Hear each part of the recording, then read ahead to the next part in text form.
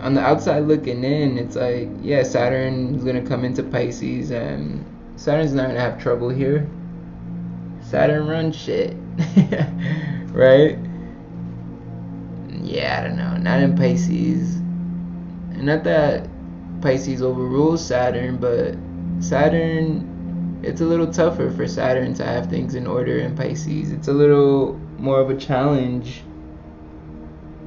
for that structure to be there. So we have to be aware of boundaries. You know, boundaries with people in our lives, relationships, boundaries even in the workplace, boundaries with family.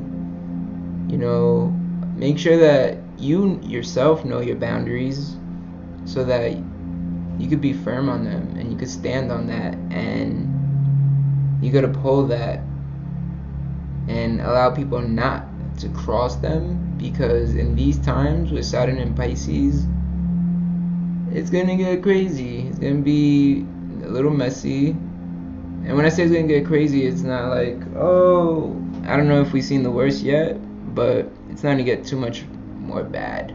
But I mean crazy in terms of like, it's gonna look a little bit like people got some mental issues, where we all do, but it's gonna show a lot, because it's almost like with Pisces at the end, it's the complete opposite of ego, right? It's like soul, and where ego is the mask that people wear, right?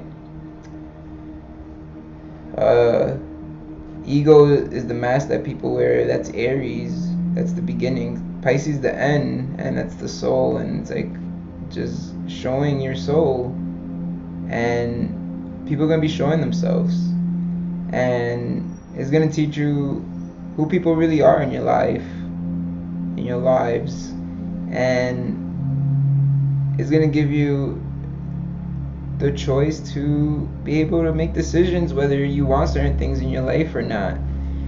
And that's what Saturn's for. Saturn is to bring discernment.